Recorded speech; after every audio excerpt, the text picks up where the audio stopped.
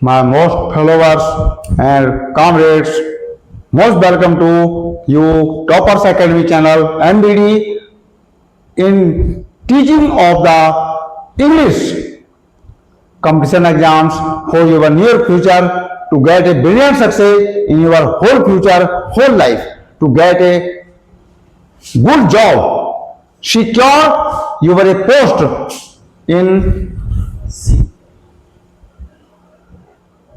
Loco Pilot, SSB, CPIB, and also other jobs which you want to get in your near future to entrance the exam coming in near future. In after 2 months you will get good success.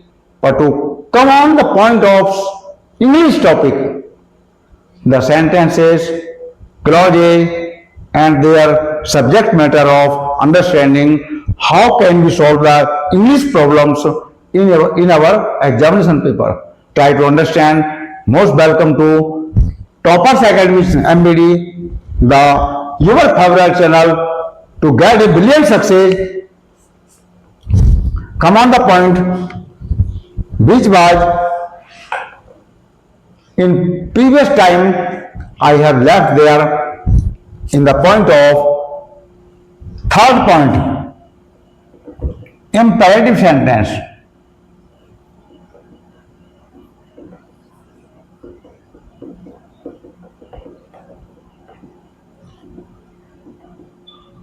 Imperative sentences, दो sentences क्या दर्शाते हैं?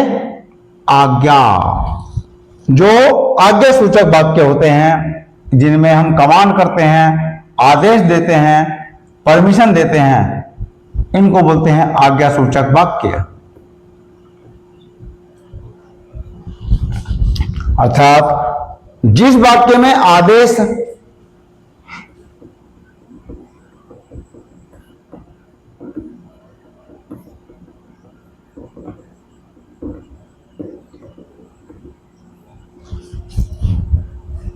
अनुरोध, सलाह,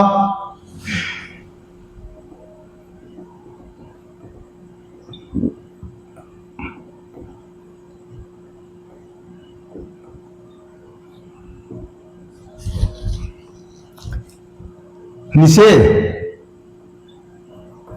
ये शब्द कुछ इस प्रकार के हैं जो आपको बहुत बार सुनने नहीं मिलेंगे। इसको हिंदी में अलग मैं समझा रहा हूं। मना करना, निषेध मानी मना करना, किसी काम के लिए रोकना इत्यादि का बोध होता है।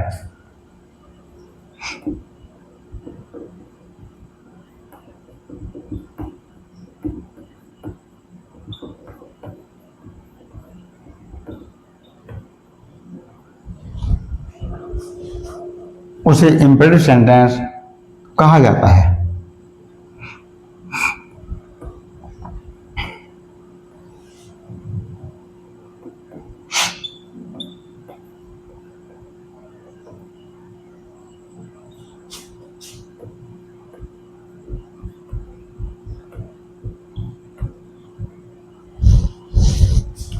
समझना इसमें यह पर भी, यहां पर यह भी है कि इसका पैटर्न क्या बोलता है।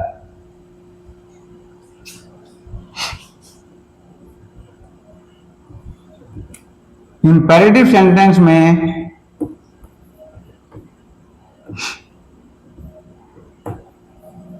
सब्जेक्ट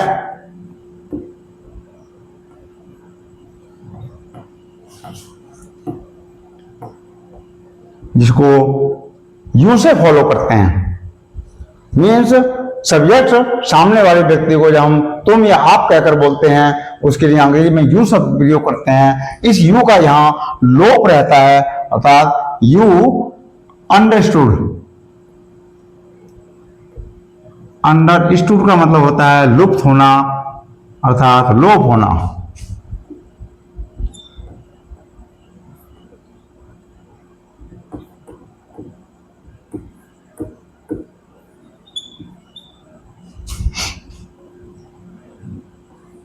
अर्थात इसका प्रयोग नहीं होता।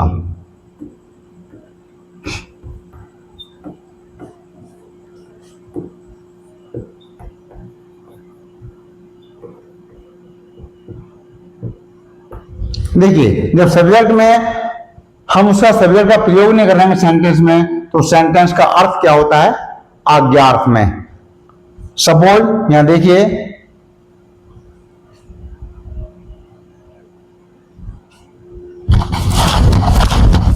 इन वाक्यों में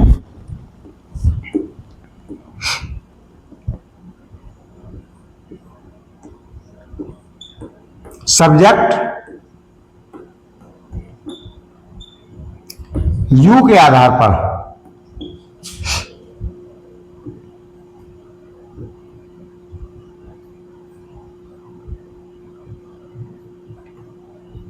ही helping verb, adverb,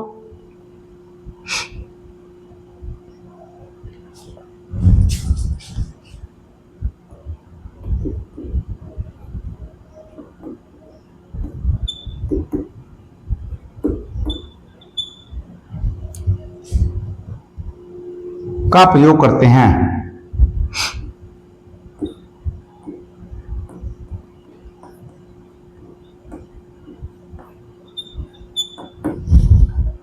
second point यहां पर देखेंगे, एक बात का और ध्यान रखेंगे। क्या ध्यान रखेंगे? कि लेट या लेट्स का प्रयोग भी हम तो कभी कभी इन वाक्यों में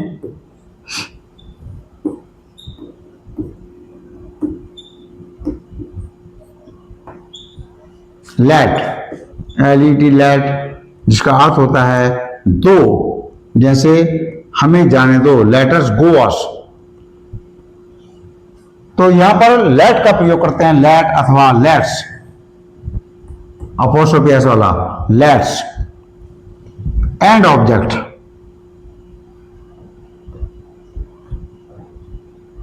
का प्रयोग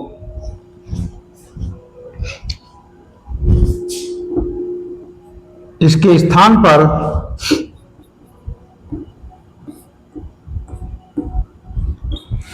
नाउन या प्रोनाउन का प्रयोग करते हैं।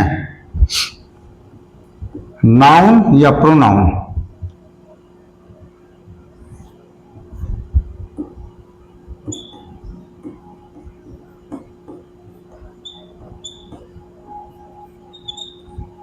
ये ध्यान रखना है, फोकस करना है। N for noun, P for pronoun. यहां दोनों पर लैंग्वेज मेथड से नहीं लिखना है, शॉर्टकट समझना है। यहां पर देखिए पैटर्न देख लीजिए, इसका जो पैटर्न है इम्पेरेटिव सेंटेंस का क्या कहता है।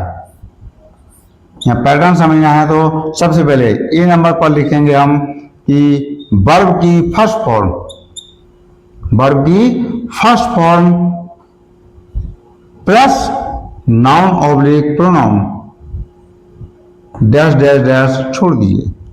ये ए पार्ट में है, वर्ब की फर्स्ट फॉर्म प्रयोग करेंगे प्लस नाउन या प्रोनाउन का प्रयोग कर देंगे। ये फर्स्ट पैटर्न्स में है। सेकेंड पैटर्न में देखिए, बी पैटर्न में क्या लिखेंगे, यहां पर फिर से एडवर्ब का प्रयोग कर सकते हैं। पहला शब्द एडवर्ब का प्रयोग करेंगे, एडवर्ब प्लस यहां फिर से वर्ब की फर्स्ट फॉर्म और फिर से plus noun oblique pronoun, dash dash dash full stop. Third C part में देखिए, यहां पर क्या करना है, इसमें फिर से लेट का प्रयोग कर सकते हैं, LET late plus noun pronoun plus verb की फर्स्ट फॉर्म प्लस फिर से नाउन प्रोनाउन और dash dash dash full stop. यहां पर फिर से देखिए डी टाइप में, जो पैटर्न का डी टाइप है उसमें क्या लिखेंगे, यहां पर देखना लेट्स, अपोस्ट्रोफी एस वाला लेट्स प्लस वर्ब की फर्स्ट फॉर्म, यहां पर फिर प्लस डैश डैश डैश छोड़ दिए, फुल स्टॉप लगा दिए।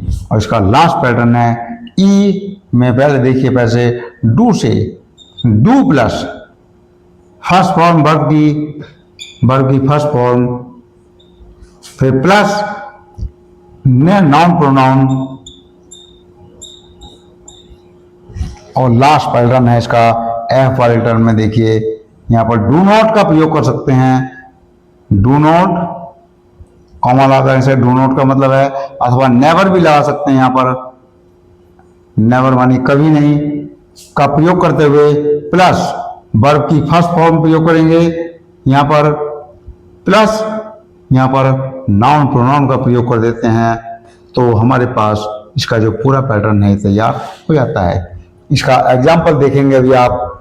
इसको इतना सबसे पहले स्क्रीनशॉट मार दीजिए, क्योंकि ये पैटर्न समझना बहुत जरूरी है। हम इसका प्रयोग कैसे करेंगे सब्जेक्ट में, या सेंटेंस कैसे लिखेंगे उसको समझना जरूरी है। जो इंपेरेटिव सेंटेंस को दर्शाता है, हमें आज्ञासूचक शब्दों का प्रयोग किस प्रकार से करना है वाक्यों में, इसको समझने के लिए ये पैटर्न जरूरी है। जो पैटर्न आपके सामने यहाँ लिखा हुआ है, इस पैटर्न को समझना बहुत जरूरी है।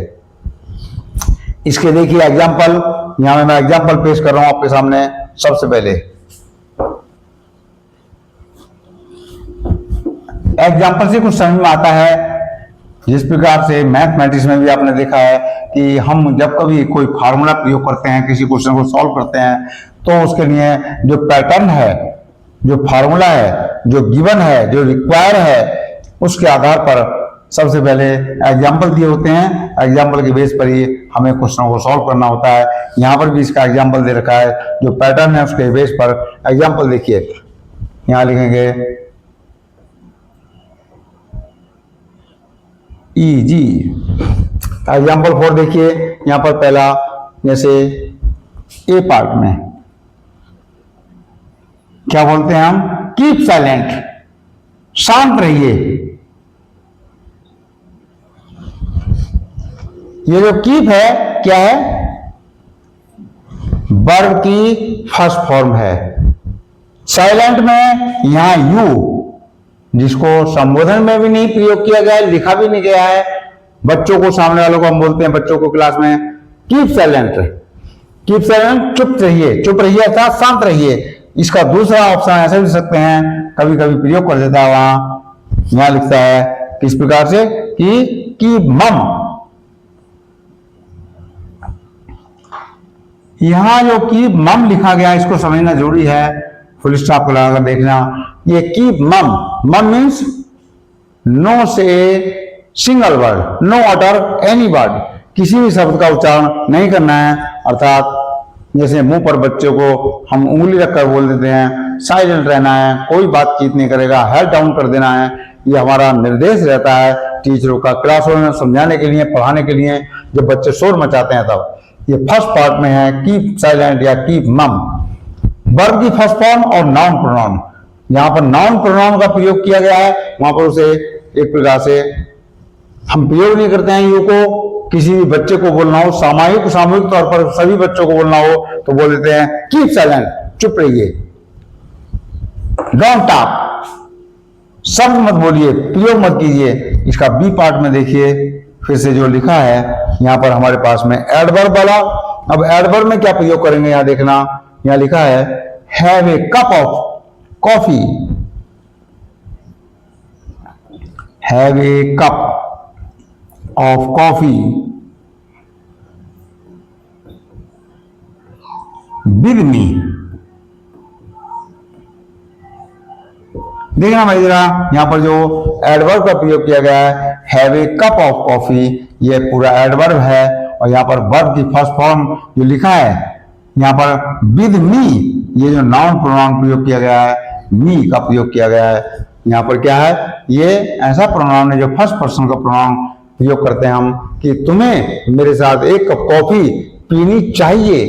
हैव का मतलब प्रयोग किया गया है, स्टार्टिंग में लिख दिया गया है, वर्ब से प्रयोग करते हुए, एडवर्ब का प्रयोग करते हुए यहाँ लिखा है कि इस प्रकार से। सी वाली पार्ट में देखिए जो लेट का प्रयोग किया गया है, लेट का प्रयोग करने के लिए let him do his duty, let का प्रयोग किया गया है, लेट हिम, उसको करने दीजिए, डू करना फर्स्ट फॉर्म हो गया वर्ब की, हिज ड्यूटी उसका वर्क, उसका कार्य, उसका कर्तव्य, फुल स्टॉप।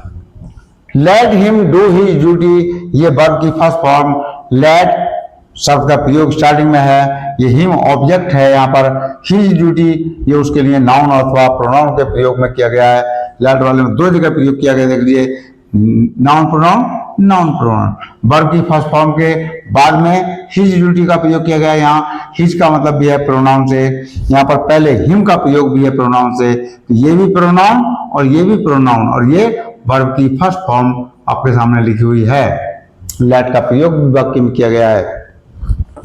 डी पार्ट में देखिए लेट्स वाला, जैसे ये प्रयोग किया गया है, लेट्स हैव डिनर टुगेदर। यहाँ पर लेट में एस लगाया, अपोस्ट्रोफी एस वाला लेट्स, यहाँ पर प्रयोग किया गया है लेट्स हैव डिनर। डिनर शाम के खाने के लिए बोलते हैं, रात के खाने के लिए डिनर। इसे सपर भी बोलते हैं, SUPPER, सपर। ये सुपर नहीं है, डबल पी कर देते हैं तो सपर हो जाता है, SUPER करेंगे तो सुपर हो जाएगा। उसका मतलब है श्रेष्ठ से, यहां पर लिखा है टुगेदर।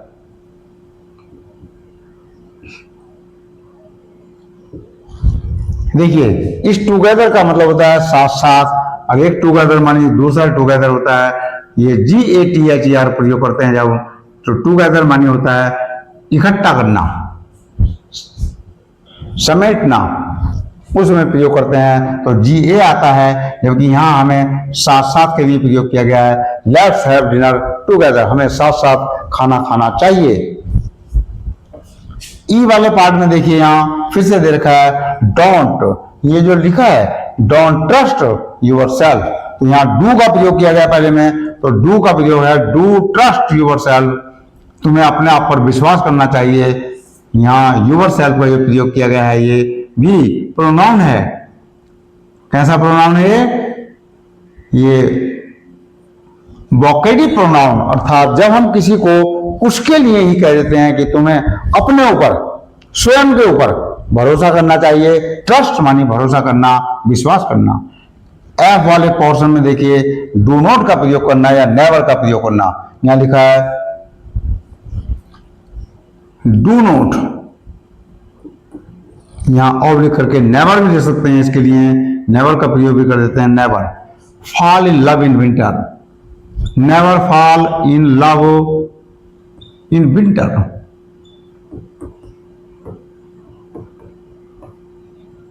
देखिए, ये शेक्सपियर का एक जो प्ले है मैकबेथ, उसका वाक्य है कि never fall in love in winter, कभी भी शीतकालीन सत्र में, सर्दियों में प्यार में नहीं पड़ना चाहिए। ऐसा निर्देश दिया है शेक्सपियर ने मैकबेथ वाले प्ले में। बहुत ही ज्यादा महत्वपूर्ण चीज थी अपनी जगह समझने के लिए। यहाँ पर नेक्स्ट टर्म है हमारे पास में, अब अगला पैटर्न है ऑप्टेटिव सेंटेंस का। ये अभी आपने देखा था, कौन सा था, इंपरेटिव सेंटेंस का था।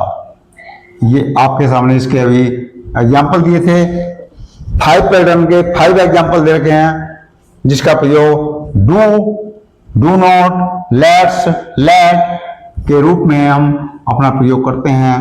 इन वाक्यों के प्रयोग में जब एग्जाम में पूछा जाता है error, where is the error, error कहां पर है, वहां पर ध्यान रखना है। इस पैटर्न का, जिस पैटर्न में कब नाउन प्रोनाउन को अपने साथ वर्ब की फर्स्ट फॉर्म के बाद कैसे प्रयोग करते हैं। नेक्स्ट पैटर्न है नंबर 4, यहां पर है ऑप्टेटिव सेंटेंस।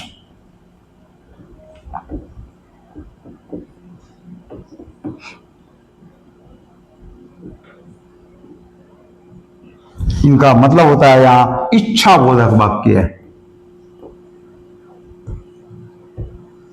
हमारी इच्छा क्या है, हम उसका बोध कैसे कराते हैं, अपने वाक्यों के माध्यम से। इन वाक्यों को बोलते हैं ऑप्टेटिव सेंटेंस। यहां लिखा है वह वाक्य जिसमें, ये जो लिखना है हेडिंग है ये ऑप्टेटिव सेंटेंस। यहां लिखेंगे वह वाक्य जिसमें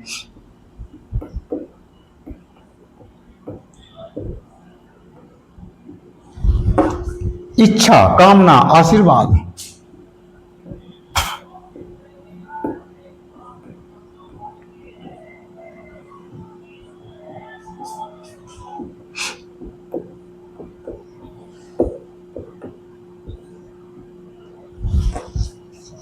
अभिशाप या शुभकामनाएं।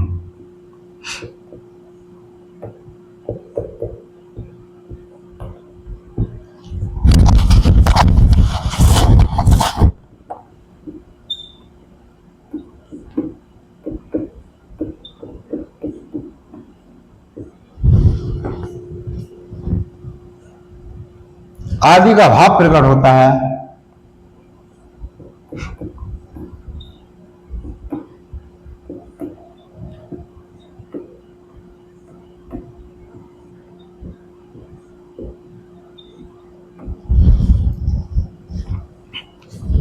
ऑप्टेटिव वाक्य कहलाता है।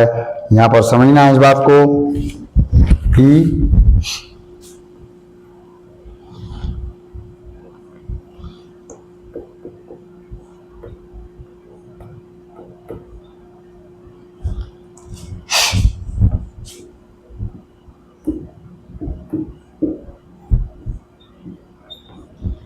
इसका भी देखिए, जब हम पैटर्न देखते हैं तो पैटर्न समझने के लिए बहुत जरूरी होता है यहाँ पर पैटर्न का समझना। पैटर्न देखना जरा, यहाँ क्या कहता है पैटर्न। ये पैटर्न दर्शाता है, इसमें ए पार्ट में देखिए, मैं आपने अपने इंग्लिश पैटर्न में सीखा होगा कि मे यू लिव लॉन्ग, लंबी उम्र जियो।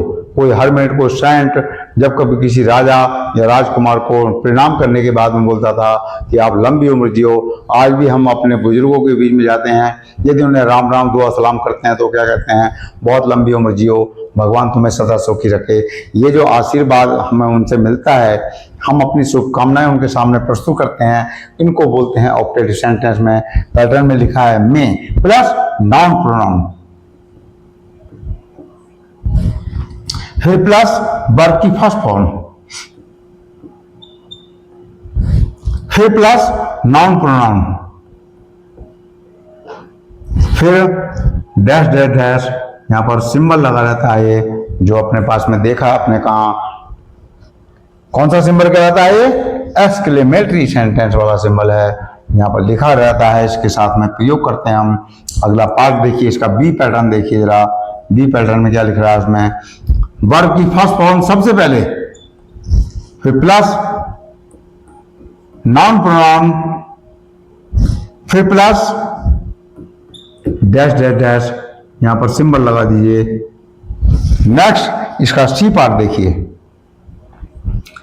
यहां पर ऑपरेटिव सेंटेंस में विशेष तौर पर 3-4 ही पैटर्न हैं जो इंपॉर्टेंट हैं। यहां पर फिर से देखिए, नाउन प्रोनाउन को सबसे पहले लिया गया है यहाँ थर्ड पैटर्न में, प्लस यहाँ लिखा है वर्ब की फर्स्ट फॉर्म या वर्ब की सेकंड फॉर्म में प्रयोग हो सकती है। यहाँ पर दोनों बातें हैं, फर्स्ट फॉर्म में जरूरी नहीं, सेकंड फॉर्म में प्रयोग की सकते हैं। यहाँ पर फिर प्लस का सिंबल आकर डैश डैश डैश, यहाँ सिंबल लगा दीजिए। यहाँ पर देखिए एग्जाम्पल इसके इजी, अर्थात एग्जाम्पल जब प्रयोग करेंगे तब आपको समझ में आएगा कि हम इसमें कैसे कैसे वाक्य प्रयोग कर सकते हैं। देखिए, मे यू सक्सीड, जो मैं आपके लिए बोल सकता हूं नंबर 1 पर, मे यू सक्सीड, तुम सफलता प्राप्त कर सको। SUCCEED, सक्सीड मान सफलता प्राप्त करना। तो ये वर्ब है, फर्स्ट फॉर्म है वर्ब की, सेकंड फॉर्म नहीं है। यहाँ ईडी समझकर मत समझना कि सेकंड फॉर्म है, ये फर्स्ट फॉर्म है। सेकंड फॉर्म इसका सक्सीडेड होता है, ईडी इसके बाद लगता है। यहाँ मे यू सक्सीड, तुम सफल हो सको, इन ऑल यूर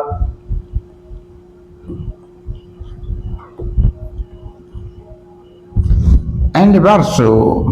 ये जो एंडेवर शब्द है इसको समझना जरूरी है।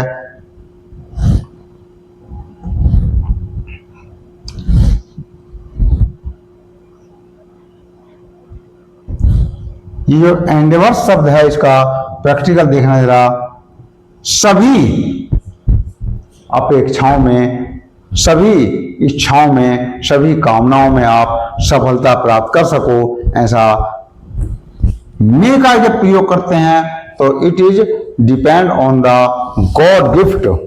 अर्थात जैसे किसी राजा को किसी सेंट ने आशीर्वाद दिया, मे यू लिव लॉन्ग, तुम लंबी उम्र जियो, तो वो अपनी तरफ से कुछ नहीं कह रहा है, वो केवल संकेत दे रहा है। मे का प्रयोग गॉड के लिए किया गया है कि गॉड अर्थात परमात्मा तुम्हें लंबी उम्र प्रदान करे, परमात्मा तुम्हें हर क्षेत्र में सफलता प्रदान करे। तो यहाँ पर है in all of you are your endeavours, मानी प्रत्येक क्षेत्र में, जिस क्षेत्र में भी आप कदम रखो उस क्षेत्र में आपको सफलता मिले, ऐसा प्रयोग करने के लिए आता है। एंडेवर्स जो शब्द है उसका मतलब है प्रत्येक क्षेत्र में। यहाँ सेकंड वाक्य देखिए बी वाला, यहाँ लिखा है may you have a happy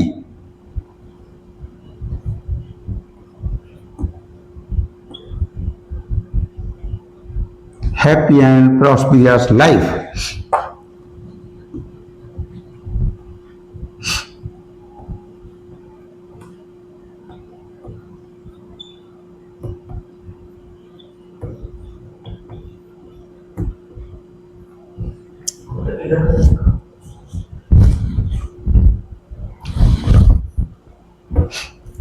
यहां देखना रहा may you have a happy and prosperous life. हम किसी को जब शुभकामना देते हैं क्या कहते हैं कि तुम्हें सभी खुशियां, सभी समृद्धि आपके जीवन में प्राप्त हों, हम ऐसी कामना करते हैं। तो ये कामनाओं को दर्शाने के लिए लिखा गया। हम किसी को ऐसा शुभ आशीर्वाद देते हैं, आशीष प्रदान करते हैं, तो लिखते हैं may you have a happy and prosperous life.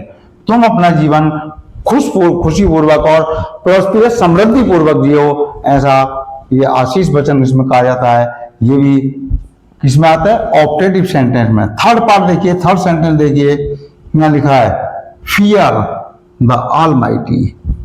यहाँ पहले बात में वर्ब प्रयोग किया गया है, यहाँ पर लिखा है वर्ब की फर्स्ट फॉर्म लिखा है। यहाँ पर इसका सी पार्ट में सेंटेंस में देखिए फियर मानी डर महसूस कीजिए, डरिए। किससे? फियर द ऑलमाइटी मानी सर्वशक्तिमान कौन है? परमात्मा। अरे परमात्मा से तो डरो, जैसा हम प्रयोग करते हैं। तो फियर द ऑलमाइटी, ऑलमाइटी का ए कैपिटल रहता है, जैसे गॉड का जी कैपिटल लिखते हैं हम हमेशा, यहाँ पर ऑलमाइटी का भी ए कैपिटल लिखेंगे, ऑलमाइटी। यहाँ पर जो ऑलमाइटी शब्द का प्रयोग किया गया है ये गॉड के लिए किया गया है, ये ध्यान रखना है। यहाँ पर भी लिख देंगे फियर द ऑलमाइटी, परमात्मा से डरो। यूज किया गया वर्ब की फर्स्ट फॉर्म फियर, डर महसूस करना। द ऑलमाइटी ये गॉड के लिए प्रयोग किया गया। तो यहाँ पर क्या है? ये सीधे सीधे आपको हम बताया था, यहाँ हम प्रयोग करते हैं क्या? प्रोनाउन। ऑलमाइटी गॉड का प्रोनाउन फॉर्म में प्रयोग किया गया है, जैसे omnipresent, omniscient and omni efficient, अर्थात सब जगह सर्वे किया, सर्वशक्तिमान। जैसे यहाँ ऑलमाइटी का मतलब सर्वशक्तिमान से कहा गया, गॉड को कहा गया सर्वशक्तिमान। इसका डी सेक्शन देखिए, डी वाला एग्जांपल देखिए, बहुत ही स्पेशल है। गो टू द डॉग्स, यहाँ पर लिखेंगे, जैसे लिखते हैं बोलते हैं भाड़ में जाओ, तो यहाँ पर उसके लिए प्रयोग किया गया है गो टू द डॉग्स। यहाँ पर दूसरा इसमें प्रयोग कर सकते हैं गो टू हेल, जहन्नुम में जाओ, नरक में जाओ। इस प्रकार के शब्दों का प्रयोग भी कर देते हैं। जैसा हम ये प्रोवर्ब है, इंग्लिश की प्रोवर्ब है, go to hell, go to the dogs, अर्थात गो टू द डॉग्स का मतलब भाड़ में जाओ, गो टू द हेल मानी जहन्नुम में जाओ, नरक में जाओ। इस प्रकार के हम अभिशाप है ये, किसी को हम कर्स करते हैं, अभिशाप करते हैं, अर्थात किसी को अभद्र शब्दों का प्रयोग करते हैं, किसी के ऊपर हम नाराज होते हैं तो हम उसे अभिशाप दे देते हैं। इस प्रकार के शब्दों का प्रयोग करके यहाँ पर नेक्स्ट है ई वाला सेंटेंस देखिए, गॉड ब्लेस यू। किसी को शुभकामना देना होता है कि भगवान तुम्हारी रक्षा करे, भगवान तुम्हारी हर बात सुने, यहाँ प्रयोग करते हैं गॉड ब्लेस यू। हम इन शब्दों का प्रयोग करते तो रहते हैं, जो प्रोवर्ब है हमारे, फ्रेसेस हैं, इनका प्रयोग हमेशा अपने जीवन में करते रहते हैं, मतलब हम कभी फोकस नहीं करते हैं उन पर कि हमें इनका प्रयोग कब, क्यों और कैसे करते हैं। इस पर फोकस रखना जरूरी है, तब हमें पता चलता है कि हमारे पैटर्न में कहाँ मिस्टेक है। उस मिस्टेक का पता करना जरूरी होता है, इसी को समझना है। यहाँ पर each part is very important part of the English pattern of grammar. English का ग्रामर का जो पैटर्न है, इसमें हर सेंटेंस और हर पैटर्न बहुत ही इंपॉर्टेंट होता है। विशेष तौर पर उसमें फोकस करना है हमें किस बात को लेकर कि हम वाक्य में कैसे, कब, किन शब्दों का प्रयोग करते हैं तो हमारा वाक्य किस प्रकार का वाक्य होता है, हमें उसमें क्या शो करता है, किस चीज को दर्शाता है। नंबर पैटर्न में आइए 5 वाला पार्ट है एक्सक्लेमेटरी सेंटेंस।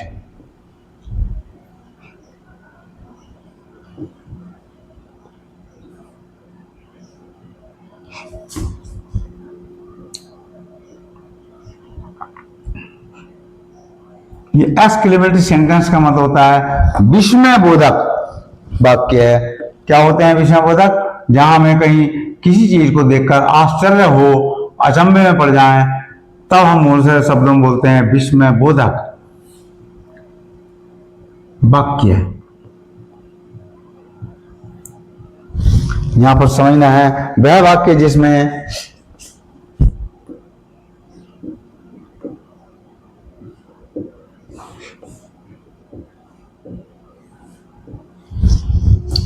आश्चर्य, प्रसन्नता,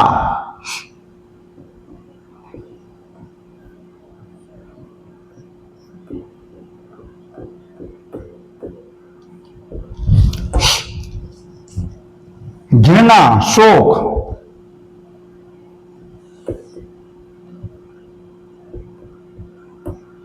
शोक का मतलब है दुख से,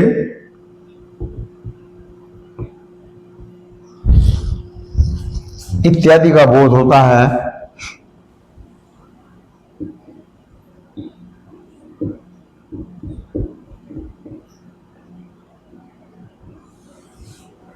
ये जो बोध शब्द है इसको भी समझ लीजिए, मानिए ज्ञान, जानकारी, अर्थात शोक, दुख, घृणा, प्रसन्नता, आश्चर्य आदि का बोध होता है। एक्सक्लेमेटरी सेंटेंस कहलाता है।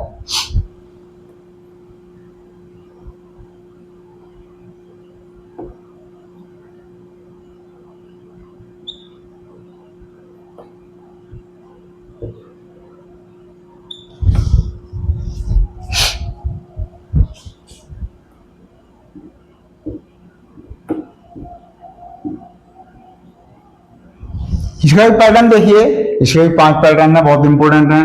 पैटर्न समझना जरूरी होता है इन चीजों का। पैटर्न ही बहुत मुख्य चीज होती है जो हमें समझ में आ सकता है कि पैटर्न के आधार पर हम क्या कर सकते हैं, क्या लिख सकते हैं। ए में देखिए किन किन शब्दों का प्रयोग कर सकते हैं। व्हाट,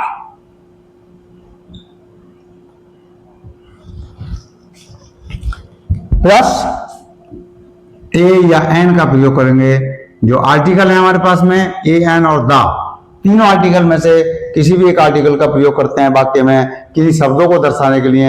यहाँ पर व्हाट के बाद में ए या एन का प्रयोग करते हैं जो कि एक विशेष आर्टिकल प्रयोग करते हैं, तो सामने नाउन या प्रोनाउन कैसा होगा उसके लिए प्रयोग करते हैं।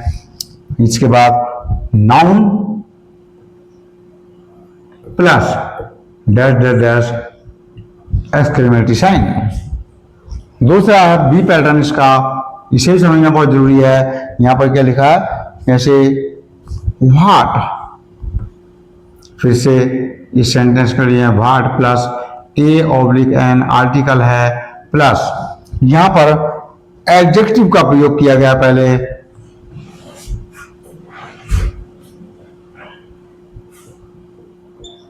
ये जो एडजेक्टिव वर्ड है प्लस फिर से आएगा नाउन, फिर प्लस का सिंबल, डैश डैश मारकर exclamatory symbol.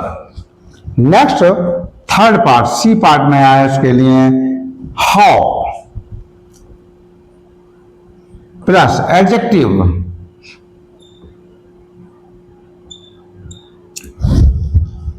Plus noun,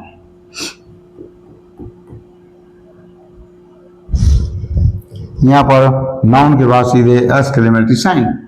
very short answer with short sentence. दूसरा देखिए इसका डी पार्ट में फिर से देखिए, फिर से भी हाउ का प्रयोग किया गया है। यहां पर हाउ प्लस एडजेक्टिव प्लस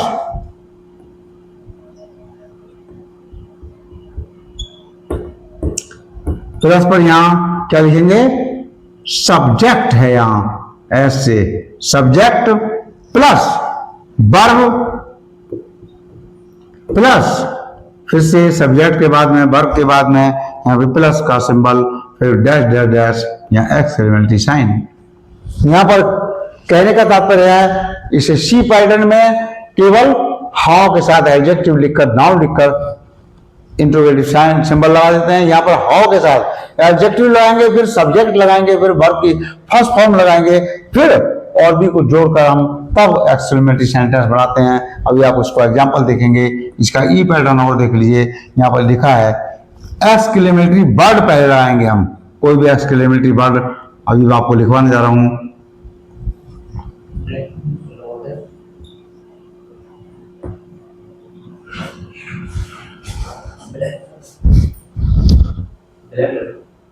अच्छा, एक्सक्लेमेटरी वर्ड यहां पर सबसे पहले इसी के साथ में एक्सक्लेमेटरी सिंबल लगाते हैं, फिर प्लस का सिंबल सब्जेक्ट लगाकर, फिर प्लस का वर्ब लगाकर और यहां पर ब्लैंक स्पेस छोड़कर एक्सक्लेमेटरी सेंटेंस सिंबल लगा देते हैं। इसका अब देखिए सेंटेंस कैसे प्रयोग करना है, किन सेंटेंसों को हम लिख सकते हैं, देखने जरा।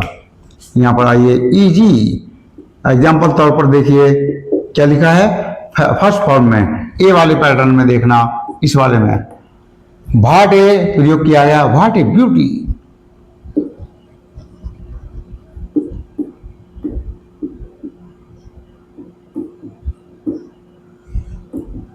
सिंबल लगा दिया एक्सक्लेमेटरी, यहां ए का प्रयोग किया गया है। नेक्स्ट बी वाले पार्ट में देखिए व्हाट का प्रयोग किया गया है, what A terrible mass, what A terrible, TERRIBLE, terrible means भयानक, डरावना। यहां पर लिखा है मैश, MESS, यहां पर जो सिंबल लगा है टेरिबल मैश, दृश्य। ये जो मैश का प्रयोग किया गया है इसको साइट भी दे सकते हैं, कौन सा, साइट, SIGHT, ये साइट माने होता है दृश्य, जो हम किसी दृश्य को देखकर डरावना महसूस करते हैं, इसी के लिए प्रयोग किया गया है MESS। इस मैश का मतलब है साइट से, साइट का मतलब है हिंदी में दृश्य से, क्या भयानक दृश्य है, जैसा हम कभी कभी हॉरर शो में देख लेते हैं, ऐसा दृश्य है। यहाँ पर सी सेक्शन में देखिए, यहाँ लिखा है हाउ, और एडजेक्टिव प्रयोग कर दिया गया या नाउन प्रयोग कर दिया गया, तब कैसे लिखते हैं, हाउ सैड। वो इतना शॉर्ट में लिख देते हैं, कितनी दुख की बात है।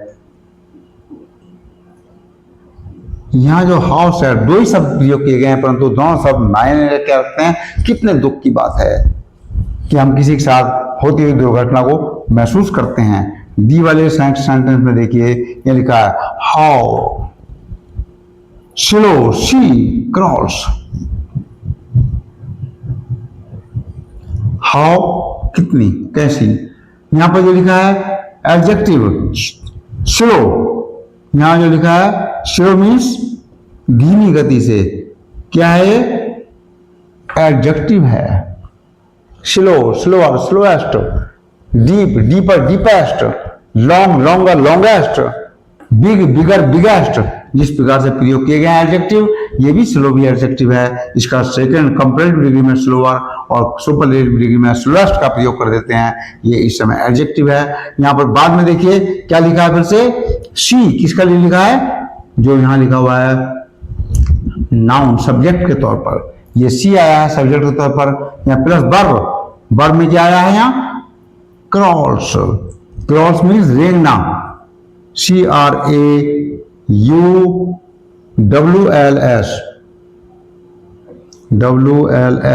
क्रॉल्स, अर्थात कितनी धीमी गति से वह रेंगती है, जैसे सड़क कर चल रही हो, पैरों को घसीट कर चलने वाली स्थिति में आती है, उसके लिए प्रयोग किया गया है। इसका ई पार्ट बहुत ही महत्वपूर्ण सेंटेंस है, एक्सक्लेमेटरी वर्ब का प्रयोग करना, जहां पर लिखा जाता है हम हुर्रा या ब्रेवो, बहादुरो, जहां पर हम किसी को शाबाशी देते हैं, ये ध्यान रखना है, ये सब प्रयोग किया जाता है ब्रेवो का शाबाशी के लिए। शाबाश बहादुरो, तुमने बहुत बढ़िया काम किया है। यहीं पर सबसे पहले सिंबल लगा देते हैं एक्सक्लेमेटरी साइन। इस वर्ड का प्रयोग करते हैं ब्रेवो का, हुर्रा का। और जब कभी हम किसी चीज को दुख भरे स्थिति में शो करते हैं, हाउ सैड, कितने दुख की बात है, तब हम हाउ का प्रयोग कर देते हैं। जैसे हमारी टीम हार रही हो और हमारी टीम ने जहां उसे अच्छा प्रदर्शन करना हो, अच्छा प्रदर्शन नहीं कर पाती है, तब हम प्रयोग कर देते हैं हाउ का। और जहां पर अच्छा प्रदर्शन किया है तो हम उसे शाबाशी देने निकालते हैं, ब्रावो, बहुत बढ़िया किया आपने, बहुत बढ़िया किया। तो you have won the match, यहां पर प्रयोग किया गया है you have won the match. इसको समझना है क्या लिखा है यहाँ, समझना इस प्रकार से है, ये मैच जो प्रयोग किया गया है यहाँ पर you have won the match, match मानी मैच जीतना, वन मानी जीतना, हैव सहायक क्रिया है यहाँ, यू सब्जेक्ट है और ब्रेवो एक्सक्लेमेटरी सेंटेंस है। एक्सक्लेमेटरी सेंटेंस ये वर्ब आ गया, सब वर्ब आ गया, यू सब्जेक्ट के तौर पर आ गया, वर्ब में हैव आ गया, one have won the match यहाँ पर लिखकर ऑब्जेक्ट के तौर पर सिर्फ एक्सक्लेमेटरी साइन मार देते हैं। ये हो जाता है हमारे पास में इसका एक्सक्लेमेटरी सेंटेंसों का प्रयोग, जो सबसे अधिक हम प्रयोग करते हैं अपने पैटर्न में, पढ़ने में भी और पढ़ाने में भी प्रयोग करते हैं। हम इसका कंपटीशन में कहां से देखेंगे, जैसे यहां लिखा है कि यदि bravo you have won the match, यहां पर तो ब्रेवो शब्द के साथ तो ये सिंबल लगना ही लगना है और वाक्य के एंड में भी लगना है। दोनों स्थितियों में शो करता है कि हमें एक्सक्लेमेटरी साइन का प्रयोग करना है। यहाँ पर हम किसी को शाबाशी देते हुए होते हैं या फिर किसी को थोड़ा सा हम अपने आप को दुख महसूस करते हैं, जब हम कहीं हारते हुए होते हैं, हमारी टीम हार जाती है, तब ऐसी स्थिति को दर्शाने के लिए प्रयोग करते हैं हाउ सैड, कितने दुख की बात है। नेक्स्ट इसमें आएंगे अब जो स्ट्रक्चर के आधार पर सेंटेंसों का प्रयोग किस प्रकार से होता है। अभी आपने देखे जो हमारे पास में 5 प्रकार देखे हैं सेंटेंसों के, ये तो हैं पैटर्न के अनुसार, ये पैटर्न पर है। अभी आप देखेंगे स्ट्रक्चर के बेस पर, कौन सा स्ट्रक्चर, जो ढांचा जिस पर वाक्य की बनावट तय करती है, वाक्य कैसे बनाया जाता है, किस प्रकार का वाक्य होता है। अभी यहां पर हमारे पास में जो एक्सक्लेमेटरी, ऑपरेटिव या हमारे पास में जो प्रयोग किए हैं वो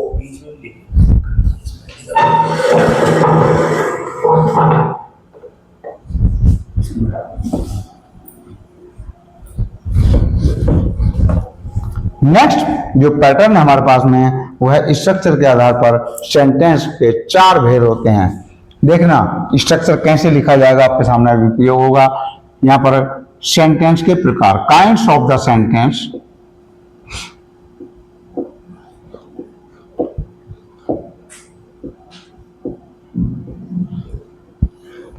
वाक्यों के प्रकार,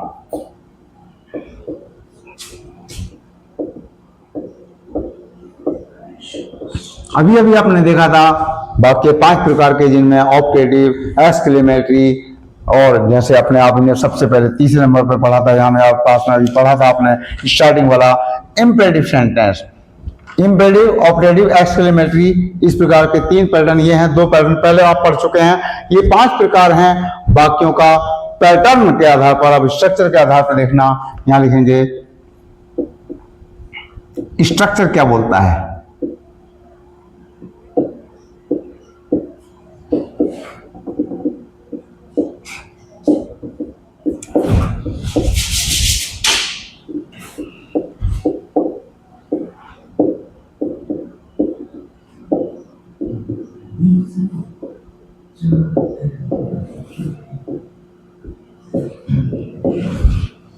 Number 1, simple sentence.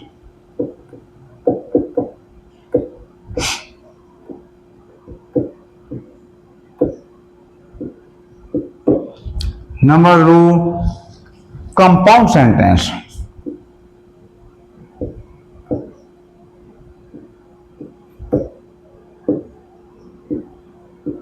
Number 3, complex sentence.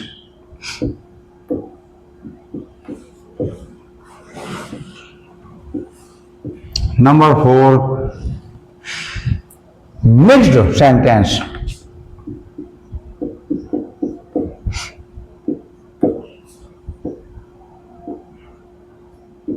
जिसमें कंपाउंड प्लस कॉम्प्लेक्स दोनों होते हैं, दोनों को मिक्स कर जाता है। यहां पर कंपाउंड प्लस कॉम्प्लेक्स।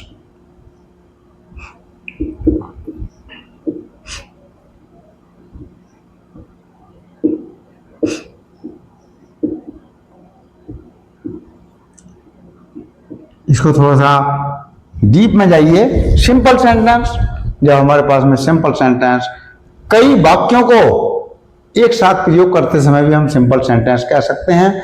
जहां पर दो या दो से अधिक सिंपल सेंटेंस भी एक ही सेंटेंस में हम प्रयोग कर देते हैं। जैसे देखना जरा, उसमें अभी आपको पैटर्न बता रहा हूं मैं इसका। फिर यहां पर दूसरा लिखा है कि कंपाउंड सेंटेंस क्या होते हैं। आपने केमिस्ट्री में पढ़ा होगा, क्या चीज पढ़ी होगी? एलिमेंट मानी तत्व, कंपाउंड जिसे हम बोलते हैं यौगिक, और कॉम्प्लेक्स जिसे हम बोलते हैं मिश्रण। यौगिक जिस प्रकार से H2O, क्या है H2O? समझने का प्रयास करना। यहां हाइड्रोजन और ऑक्सीजन का यौगिक है पानी। इसमें दोनों पदार्थ अर्थात दोनों एलिमेंट हाइड्रोजन और ऑक्सीजन हैं, परंतु ये H2O दोनों के कॉम्बाइन से बना हुआ है, इसे यौगिक बोलते हैं। जिसे ये क्या है? यौगिक है। किसका? हाइड्रोजन और ऑक्सीजन का। इसमें से हम एकदम से हाइड्रोजन और ऑक्सीजन को अलग अलग नहीं कर सकते। दोनों एक दूसरे के पूरक हैं, दोनों एक दूसरे से कंबाइन हैं, दोनों एक दूसरे के स्ट्रक्चर में ढले हुए हैं। तब कॉम्प्लेक्स में क्या है? यहाँ जो कॉम्प्लेक्स सेंटेंस होते हैं वो इस प्रकार से होते हैं, जैसे हम उन्हें अलग अलग कर सकते हैं। जैसे आपने देखा है कि हम कहां पर NH3, यहां पर नाइट्रोजन और हाइड्रोजन 1:3 में हैं। हम इन्हें अलग अलग कर सकते हैं। इसमें से नाइट्रोजन या हाइड्रोजन को हम अलग अलग कर सकते हैं आसानी से। जैसा हम कभी कभी आप देख सकते हैं, हम पानी में नमक घोल दें, पानी में नमक घोल दें तो पानी में नमक घोल देंगे तो क्या होगा? वो नमकीन बन जाएगा। यदि पानी में हम चीनी घोल देंगे तो क्या बन जाएगा? शरबत बन जाएगा। तब भी इसमें से पानी को अलग कर सकते हैं। यदि हम उसे खौला दें पानी को तो उसका बाष्पीकरण होकर ये उड़ जाएगा, भाप बनकर नमक बच जाएगा। यहाँ भी ये भाप बनकर उड़ जाएगा, चीनी बच जाएगी। तो बर्तन की तली में जब बच सकता है कोई पदार्थ, ऐसी स्थिति को क्या बोलते हैं? मिश्रण। इसमें से हम एक पदार्थ को अलग कर सकते हैं दूसरी प्रक्रिया से। इसी प्रकार से कभी कभी दो या दो से कंपाउंड या कॉम्प्लेक्स सेंटेंसों का मिक्स भी कर दिया जाता है, वो कहलाते हैं मिक्स सेंटेंस।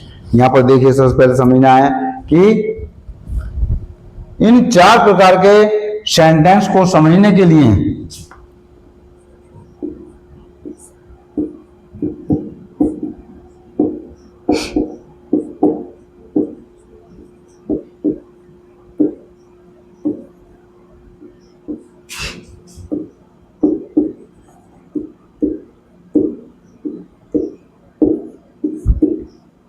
क्या करना है? इन 4 प्रकार के सेंटेंसों को समझने के लिए क्या करना है? हमें सबसे पहले क्लॉज को समझना आवश्यक है।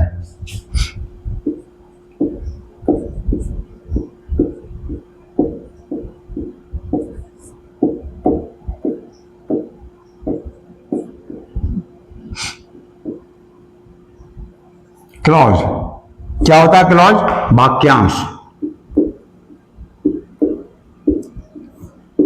वाक्यांश मीन्स शब्द समूह।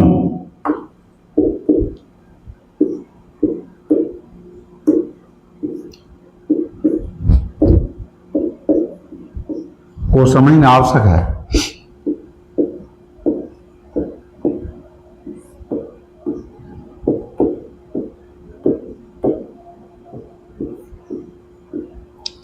या विषय को समझने में क्या है? चलिए पहले सबसे पहले हम क्लॉज को ही समझते हैं।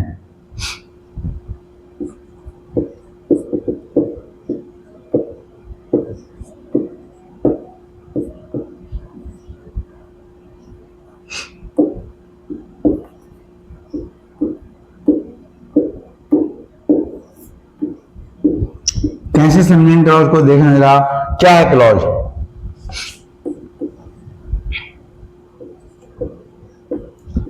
क्लॉज क्या है, यहां लिखा है ए clause is the group of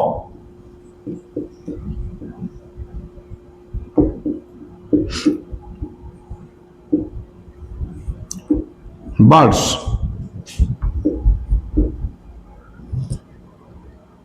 which form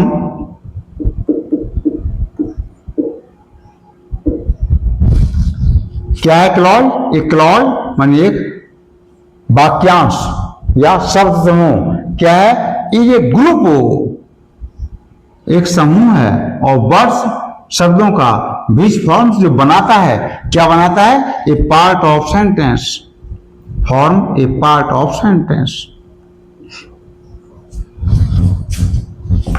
sentence वाक्य का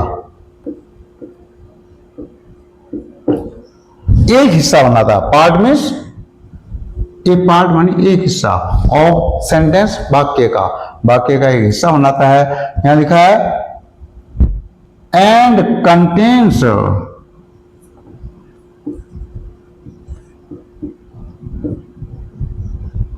एंड कंटेन्स मानी रखता है, क्या रखता है वो, contains a subject and A predicate, a subject and A predicate.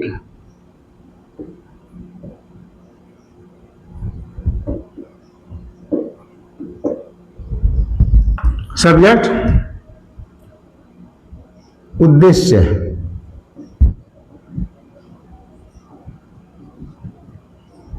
या नाउन प्रोनाउन। दूसरा प्रेडिकेट विधेय, जिसका मतलब होता है दूसरा कि संबंधित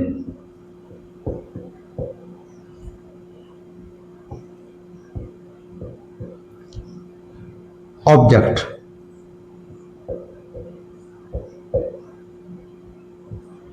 जैसे देखें जरा, आई गो टू स्कूल, यहां पर आई क्या है, सब्जेक्ट है, गो टू स्कूल क्या है, प्रेडिकेट है। ये इतना समझना बहुत जरूरी है। दोनों में एक वाक्य पूरा हो रहा है, ये वाक्यांश है एक प्रकार से, आई गो टू स्कूल। अब यहां पर और क्या जोड़ सकते हैं, यदि कॉमन लिख सकते हैं, टू गेट ए स्टडी, अध्ययन करने के लिए, for making best my future,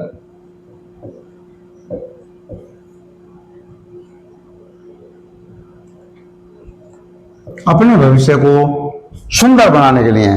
देखना, आई गो टू स्कूल, मैं स्कूल जाता हूं, टू गेट स्टडी, एक अध्ययन करने के लिए, for making best future, best my future, अपने भविष्य को सुधारने के लिए और सुंदर बनाने के लिए। तीन वाक्य एक साथ जुड़े हुए हैं, किससे जुड़े हुए हैं, केवल सब्जेक्ट आई है, स्कूल क्या है, ऑब्जेक्ट है, उसका लक्ष्य है, क्या करने के लिए जाता है स्कूल, वो अध्ययन करने के लिए। अध्ययन क्यों करता है, भविष्य को सुधारने के लिए। आप भी जो अध्ययन कर रहे हैं या जो पढ़ाया जा रहा है आपको, ये भी आपके भविष्य के सुधारात्मक पहलू को दर्शाता है। इसलिए ए clause is a very important part of a sentence. अब क्लॉज कितने प्रकार की होती है ये समझना है। यहां पर यस, एक एग्जाम्पल देखिए, दूसरा जो एग्जाम्पल हमें ये बताता है, क्या करता है, दो क्लॉज एक वाक्य में हो सकती हैं। क्लॉज का प्रयोग कैसे करना है ये चीज समझने के लिए है। विषय वस्तु डीप है, थोड़ी सी गहराई में जाना पड़ता है इन वाक्यों को समझने के लिए, क्योंकि इनके पैटर्न पर ही हमें बाद में जो क्वेश्चन दिए जाते हैं इंग्लिश में एरर ढूंढने के लिए या किसी वाक्य को ट्रांसफॉर्म करने के लिए, टेंस चेंज करने के लिए, एक्टिव पैसिव बनाने के लिए, डाल्ड इनडाल्ड बनाने के लिए, जब भी किसी पैटर्न को लेकर चलते हैं हम सिंथेसिस में या सिंटैक्स में जाते हैं, तो भी हमें इन नियमों का फॉलो करना जरूरी होता है। यहां देखिए वाक्य देख रहा हूं मैं, आपको समझा रहा हूं कि Sunny sad, SUNNY, Sunny sad, Sunny ने कहा, क्या कहा, दैट, कि शी वुड नॉट कम,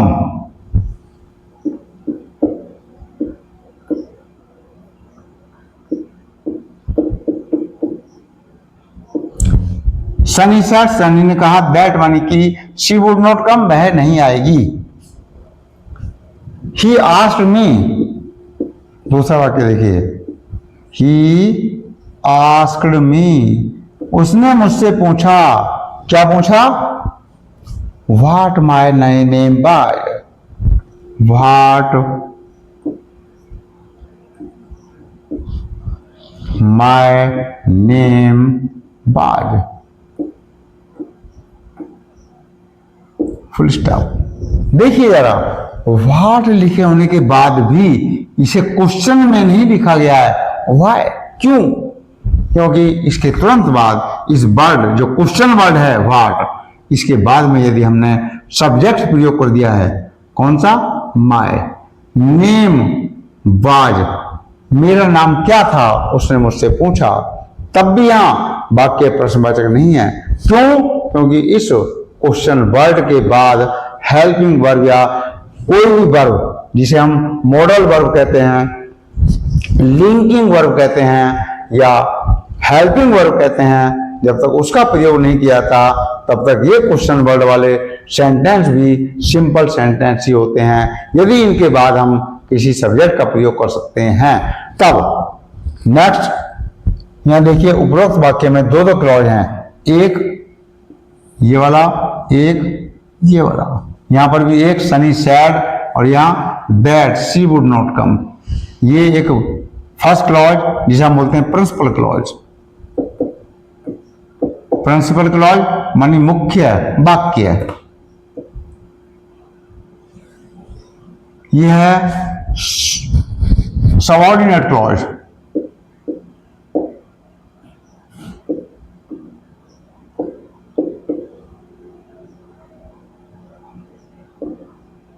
जिसका मतलब होता है इस पर आधारित। क्या कहा उसने सनी ने कि वह आज नहीं आएगी या वह नहीं आएगी, तो ये उसका पूरक है वाक्य का जो दैट से जुड़ा हुआ है कि principal clause Sunny said, Sunny ने कहा, क्या कहा कि शी वुड नॉट कम, वह नहीं आएगी। ये उसका सबऑर्डिनेट क्लॉज कहलाता है, जिससे हमारे कथन के बारे में पता चलता है कि सनी ने क्या कहा कि वह नहीं आएगी। यहां पर दूसरे वाक्य में देखिए, ये प्रिंसिपल क्लॉज है। यहां पर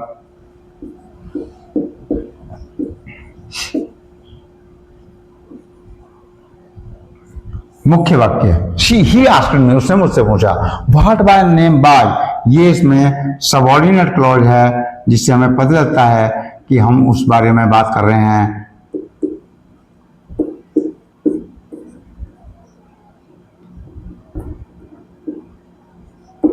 किस बारे में बात कर रहे हैं कि व्हाट माय नेम बाय, उसने मुझसे पूछा कि उसका नाम क्या था। जब इस प्रकार की स्थिति आती है तो यहाँ दो क्लॉज एक एक वाक्य में होती हैं। यहाँ लिखना है उपरोक्त वाक्य में दो क्लॉज हैं।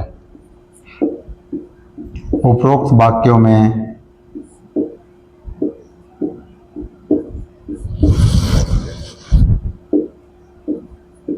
दो क्लॉज हैं।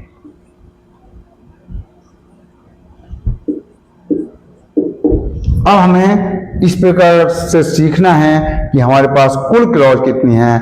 जो हमारे पास में इस प्रकार से भी देखना है कि जो क्लॉज दी हुई है वाक्य में, दो हिस्सों में बांटा हुआ है एक सेंटेंस को, वो दोनों क्लॉज किस किस बात को शो करती हैं। यहाँ पर ऐसा शब्द समूह जो हमें मुख्य तौर पर हमारी बात को समर्थन करता है वह तो हमारे पास प्रिंसिपल क्लॉज होता है, जो उसकी पूर्ति करता है कथन की, वो हमारा सबऑर्डिनेट क्लॉज होता है। इसके बारे में अब now next day we will read the subordinate clause and clauses, the kinds of clauses and their usage in our sentences for getting a understanding of the English grammar. Okay, now next हम सीखेंगे kinds of clauses, clauses का प्रकार। Thank you.